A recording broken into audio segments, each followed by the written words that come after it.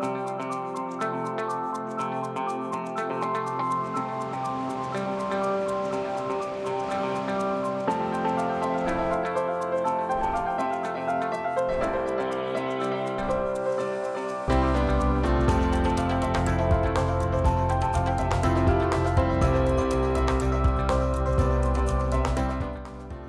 afternoon. Thanks for joining us Across the Fence. I'm Fran Stoddard. From our childhood, many of us remember learning that no two snowflakes are alike.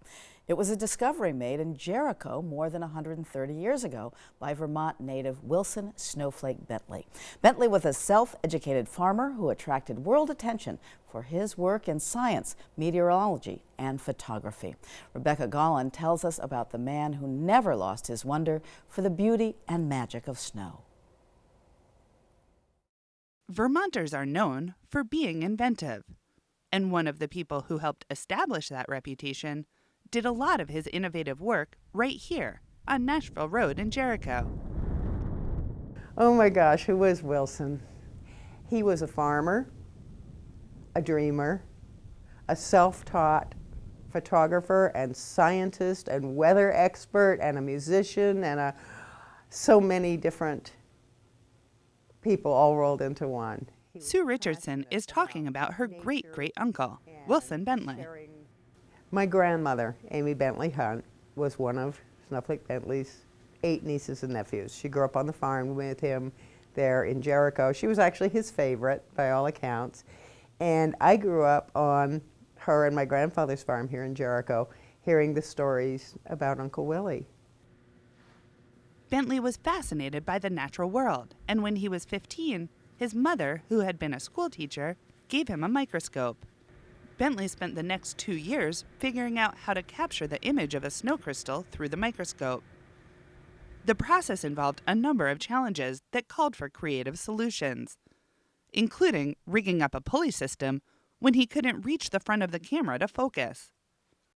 Along with the intricate process he came up with for photographing the crystals, Bentley also kept very detailed records of the weather and conditions during each storm. He was able to start figuring out science-wise what might be happening to snow crystals. Mark Breen is a meteorologist at the Fairbanks Museum in St. Johnsbury. A number of the tools and language Bentley developed to describe what he saw are still used in the scientific community today.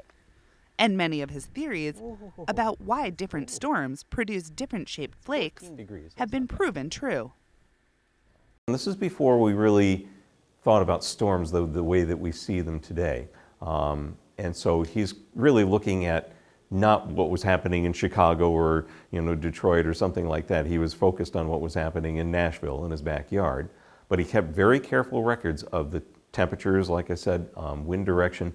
And over time, he started tying that with the types of crystals. So I can remember one of the notes that I saw where he had a collection of snow crystals and he called them local crystals. And he felt that they were produced in a cloud that was basically happening over that western range of the Green Mountains. And indeed, that turns out to be the case. While photographing snowflakes was a passion for Bentley, he never made a living at it. He owned a farm in Jericho with his brother and fit his photography around his farm chores, taking thousands of images and also making copies of his slides for schools and institutions. He never made any money. In fact, he spent more money than he ever made. He sold copies of his slides to schools, universities, to Tiffany's jewelers for jewelry design, and he charged 5 cents a plate, which covered his cost. He was still charging 5 cents a plate in 1931 when he passed. He never raised his price. He probably, we figured it out one time, he probably made about $7,500 over all those years, and he spent about $15,000. So it definitely wasn't a career, it was a passion. Bentley photographed a wide variety of subjects in the natural world and chronicled his family, but his lifelong dedication to capturing snowflakes never faded. In the end, it's even what did him in. He was coming back from Burlington, came up to Richmond on the train, and it had been a winter very much devoid of snow, warmer than normal. He hadn't photographed a single snowflake because there just hadn't been any snow. So this day, as he was coming back, it started to snow. His friends wanted him to stay in Richmond and not walk back to Nashville because of the storm, but he insisted on getting home because it was snowing. And he was ready to take some photographs because, as I said, he hadn't taken any that year. He caught a chill, a cold. It turned into pneumonia, and he passed away on the 23rd of December, 1931. Today, visitors from all over come to the Jericho Historical Society to see their Snowflake Bentley exhibit.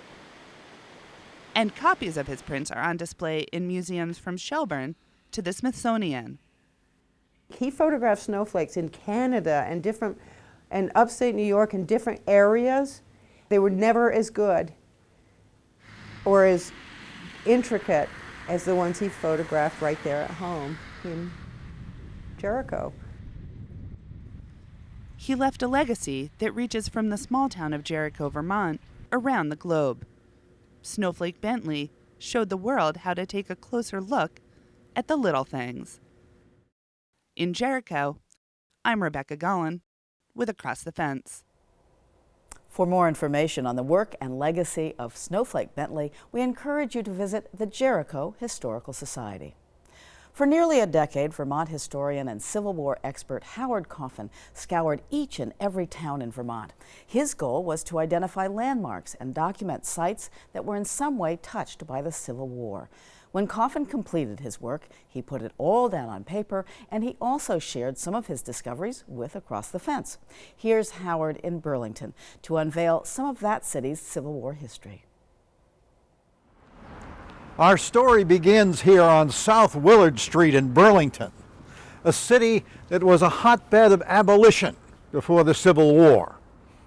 Joshua Young lived here, and he and his wife in this house harbored escaped slaves. They were part of the Underground Railroad. Young also was pastor at the Unitarian Church at the head of Church Street. In 1859, he went to the Adirondacks to North Elba and presided at the funeral of John Brown. For that, he lost his job as pastor. Not everyone in Burlington opposed slavery. This house on the UVM campus was the Benedict family home. The Benedicts were abolitionists. They harbored fugitive slaves here. They also published the Burlington Free Press. George Grenville Benedict, the son, went to war with the 14th Vermont, became an aide to General George Stannard, and won a Medal of Honor at Gettysburg. So in this city by the lake, the fiery issues of freedom and slavery that would lead to the Civil War were burning hotter and hotter. And when the war began, the drum beats of the encampment of the 2nd Vermont Regiment on the fairgrounds could be heard up here. The 1st Vermont Cavalry was forming less than a mile away. The students here at UVM took up the patriotic fever, and 190 of them went off to war. 10 of them fought with the Confederacy. The human cost of all of that can be seen in the Dewey Lounge, the old University Chapel in the old mill. But as you stand here in the subdued light of stained glass windows, it's easy to recall that this was once the college chapel. And it later became a Civil War shrine because a plaque was placed on the wall in honor of the 19 UVM students and graduates who died during the Civil War. For instance, the first name, Charles Jarvis, class of 1839, son of a Vermont congressman, was killed near New Bern, North Carolina, with the 9th Vermont Regiment. James Marsh Reed, class of 1853, in the 10th Vermont Regiment, died of wounds sustained at the Battle of Cedar Creek. Stephen Foster Spalding, class of 1860, 8th Vermont, was killed in the suicidal assault at Port Hudson on the Mississippi River. And James Worthington Woodward, class of 1862, his father was chaplain of the 1st Vermont Cavalry. Woodward went to war as a captain with the Vermont Cavalry, served until after Gettysburg when he learned of his fiancee's death. He became reckless, and in a skirmish following Lee's retreat from Gettysburg in a battle near Hagerstown, Maryland, he was mortally wounded. One soldier who came home when peace finally came had a unique perspective on the war and on his home state. Well, finally it was over. The long war had ended. The 2nd Vermont Regiment came back from 4 years of war to Burlington. One of its most famous members was Wilbur Fisk, who had been a correspondent throughout the war, sending his letters home to a Montpelier newspaper. When he reached Burlington, he came up to the UVM campus and found some old friends, and they took him to the high vantage point of the old mill building's cupola. "I had the good fortune," he said, "to be treated to a view from the college belfry. I don't know of anything that could be more delightful to a 4-year soldier than to stand upon the tip-top of an institution like that in one's own native state. Quite a respectable portion of the country that a man may be proud to say he was born in can be seen from there, the smooth lake on one side, pent up by rugged mountains all around, and the other side, the hills and valleys, forests and fields, entertain the eye."